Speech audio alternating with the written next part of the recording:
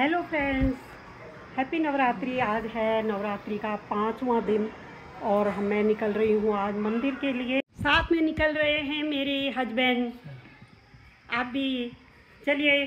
हम बढ़ चुके हैं लोहा घाट से खेती खान की ओर और यहाँ पे मिलती है आपको थोड़ी दूर जाने पर ये कोलीढेग झील। ये एक मानव निर्मित झील है।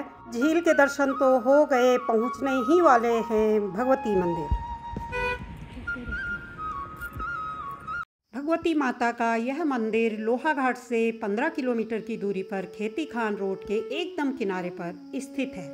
यह दुर्गा माता को समर्पित है। यहाँ पर पुजारी जी 9 दिन तक व्रत उपवास रखकर, एक टाइम खाना खाकर, फलाहार कर, 2 टाइम नहाकर मंदिर में ही रहते हैं और मंदिर की विशेष पूजा अर्चना व ध्यान रखते हैं। मंदिर की मूर्ति, मंदिर के मेन प्रांगण, जो मूर्तियां हैं बाहर, उनसे अंदर रखी हुई हैं, जिनको केवल पुजारी जी ही छू सकते हैं। पुजारी जी ही वहाँ पे पूजा अर्चना कर सकते हैं। भक्तजन केवल बाहर से ही, जहाँ पे धूनी जलती है और जहाँ पे बाहर मूर्तियां रखी हुई हैं, उनका ही दर्शन कर सकते हैं। लेकिन जो मूल मूर्ति है, जो मूल दुर्गा माता का जो तपस्थली और स्थान है, वो मंदिर के अंदर कोई भी अन्य व्यक्ति वहाँ पे बाहरी प्रवेश नहीं कर सकता है। केवल खिड़की से ही उसे हम दिखा पाते हैं या देख सकते हैं। तो ये है मंदिर चैनल के बाहर, जहाँ पे मूर्ति रखी हुई है। लेकिन जो अंदर आप देख रहे हैं चैनल के बीच में, वहाँ पर केवल पुजारी जी ही प्रवेश कर सकते हैं। अन्य श्रद्धालु वहाँ पे नहीं जा सकते हैं। मैं भी कोशिश करती हूँ आपको खिड़की से मूल मंदिर को दिखाने का। तो ये है खिड़की और यहाँ से मैं मोबाइल को अंदर रख करके कोशिश करूँगी ताकि मैं भव्य मूर्ति के आप लोगों को दर्शन करा सकूं। तो ये है माता दुर्गा की भव्य शक्ति स्थल, जहाँ पे माता भगवती की पूजा अर्चना होती है और केवल पुजारी जी ही यहाँ पे प्रवेश करते हैं और मंदिर को टच कर सकते हैं। बाकी बाहरी व्यक्तियों का प्रवेश, जैसा कि मैं बता रही हूँ, यहाँ पे वर्जित है। तो अभी मैंने आपको भगवती माता खेती खान दुर्गा मंदिर के दर्शन कराए। अब हम चल रहे हैं अपने इष्ट देव के मंदिर की ओर, यानी कि खेती खान से आगे नरसिंह डांडा मार्ग पर हमको जाना है और वहां से चलना है हमको पैदल। और इस रास्ते के खूबसूरत नज़ारे मैं आप लोगों के सामने रख रही हूँ। मुझे लग रहा है कि मैं क्या चीज़ छोड़ूँ और क्या चीज़ रखूँ, क्योंकि इतना खूबसूरत मौसम बन पड़ा है और ये रास्ते बेहद सुकून देने वाले और मन को मोहने वाले हैं। फिलहाल लीजिए इन रास्तों का आप भी आनंद।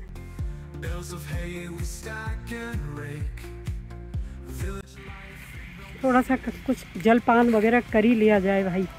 चले फिर कुछ खा लें। ये है बैग, इसमें पूजा का सामान और थोड़ा बहुत फलाहार का आइटम है। बस इस डिब्बे में ही हमने ड्राई फ्रूट्स भर लिए थे, फ्राई किए हुए हैं। पेट में पेट्रोल डालने के बाद हम बढ़ चले हैं आगे और अब हम पहुंचने वाले हैं थोड़ी दूरी पे हमारा इष्ट देव के मंदिर है। गाड़ी को हम पार्क कर देंगे रोड में और वहां से हमको निकलना है पैदल। पैदल भी काफ़ी दूर है, ऐसा नहीं है कि नज़दीक पे ही है, लेकिन अब रास्ता बन चुका है। और पहले हम खेती खान से यहाँ से पैदल जाते थे। रोड पे पहुंचने पर हमें पता चला कि हम अपना बैग वहीं पे छोड़ आए हैं, वहीं पे भूल आए हैं जहाँ पे हमने रिफ़्रेशमेंट लिया था। लेकिन अब हमारे पास लौटना मुमकिन नहीं है, सीधे हम मंदिर जाते हैं। तो चलते चले जा रहे हैं घने जंगलों के बीच और काफ़ी थकान सी हो गई है। इतनी दूर तक अभी हम आए थे गाड़ी से अपनी, उसके बाद चलना है पैदल। मौसम भी थोड़ा घिर गया है, बादल आ गए हैं, धूप नहीं है अब, और थोड़ी थकान तो होनी स्वाभाविक ही है।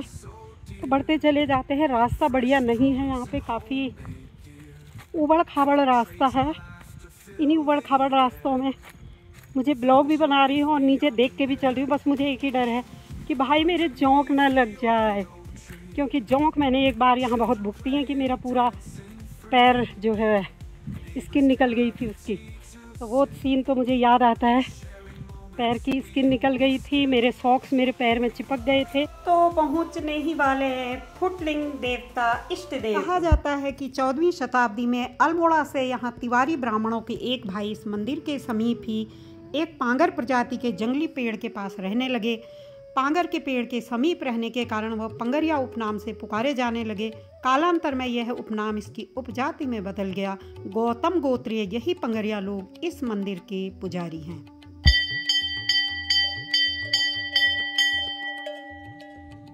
सत्तर के दशक में यहाँ एक साधु रहते थे जिन्हें पांडे बाबा नाम से जाना जाता था। उनके द्वारा बांज के पेड़ को हटाकर यहाँ पे छोटे से मंदिर का निर्माण किया गया तथा रहने के लिए एक कुटिया भी निर्मित की गई।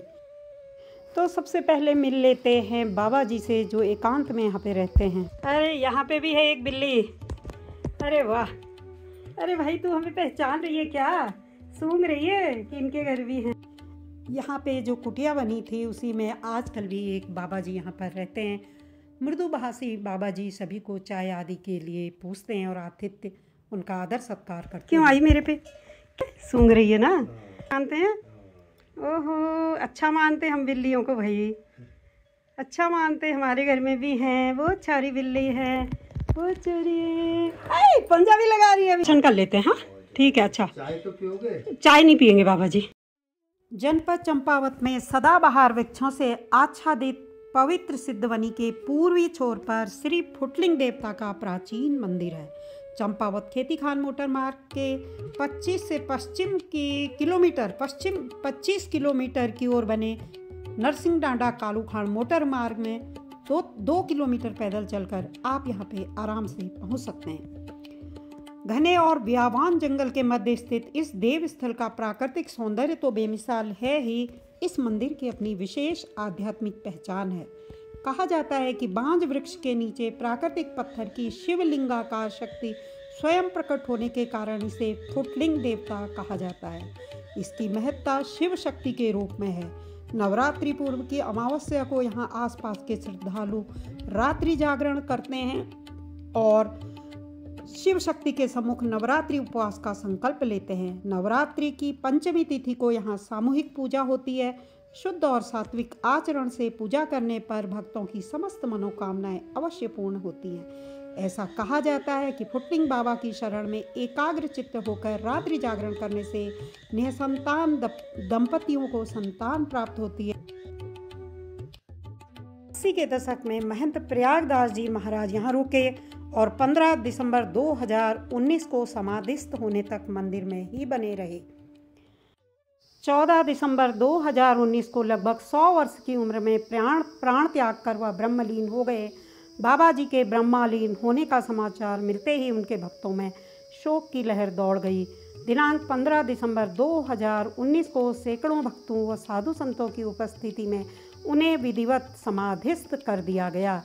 इस मंदिर में ब्रह्मलीन होने वाले वह एकमात्र संत हैं और उनकी समाधि भी मंदिर परिसर में ही बनी हुई है।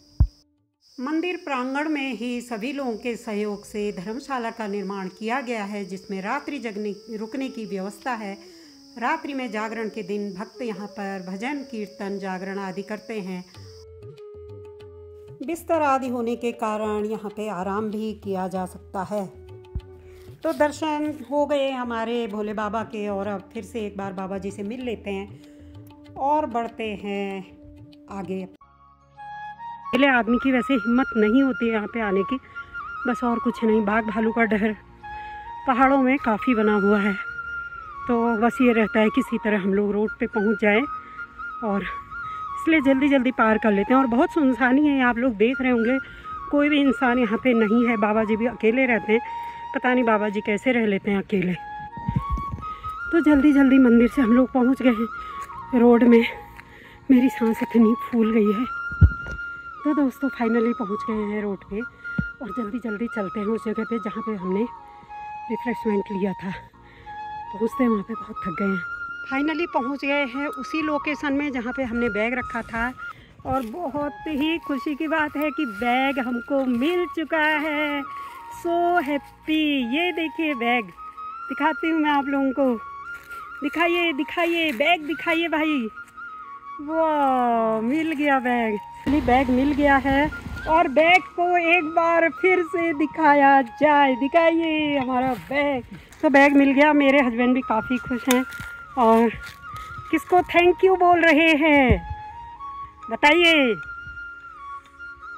Thank you thank you thank you किसको। देखिए तो दोस्तों, पहाड़ में अभी भी ईमानदारी जिंदा है।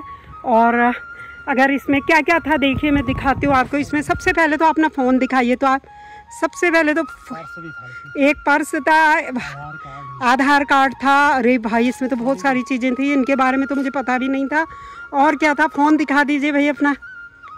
फ़ोन था या फ़ोन गायब हो चुका है? वाह, फ़ोन भी मिल चुका है और सारा सामान तो है ही। देखिए बहुत अच्छा लग रहा है। फाइनली बैग मिल चुका है। बहुत ही उस समय बहुत बुरा लग रहा था जब हम लोगों को वहाँ जाके पता चला, लेकिन अब उतनी खुशी हो रही है। बैग आए हैं, यहाँ से फिर से मुझे गाड़ी को बैक करना है और चलते हैं एक और जगह। इसका मुझे डर था वही हुआ, मेरे पैर में लग गई है जोंक। अब जोंक तो लगी चुकी है, बढ़ते हैं आगे। ये रोड इतनी खूबसूरत है, मैं आपको शब्दों में बयान नहीं कर सकती हूँ। आप देख ही रहे होंगे किस तरह कुदरत ने यहाँ पे भरपूर प्राकृतिक सौंदर्य से इस स्थान को नवाजा है। और मुझे तो लग रहा है कि ये जर्नी हमारी यूँ ही चलती जाए, हम चलते ही जाएं। इतना विशाल पेड़,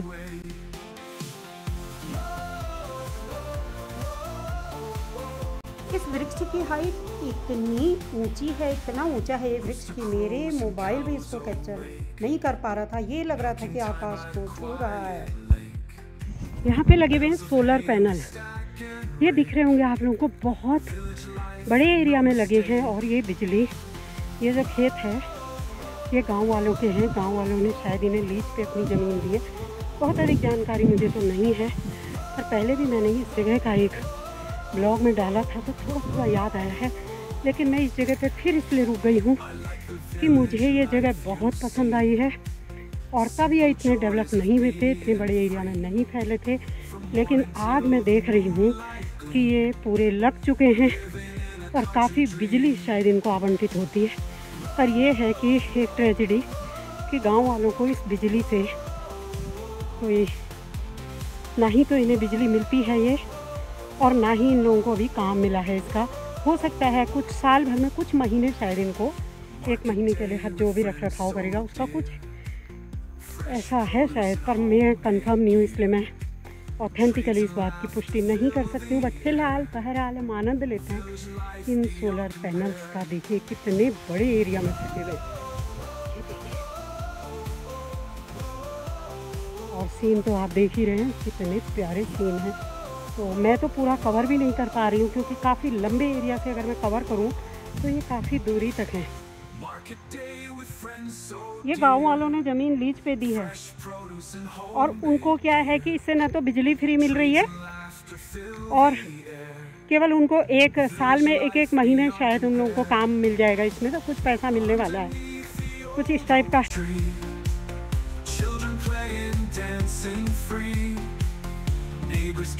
सुंदर है ना। मैं जिस जगह नज़र दौड़ा रही हूँ मैं सोच रही हूँ क्या क्या कैप्चर कर लूँ। बहुत प्यारा ऐसा मौसम बना हुआ है क्योंकि सितंबर लास्ट है ये।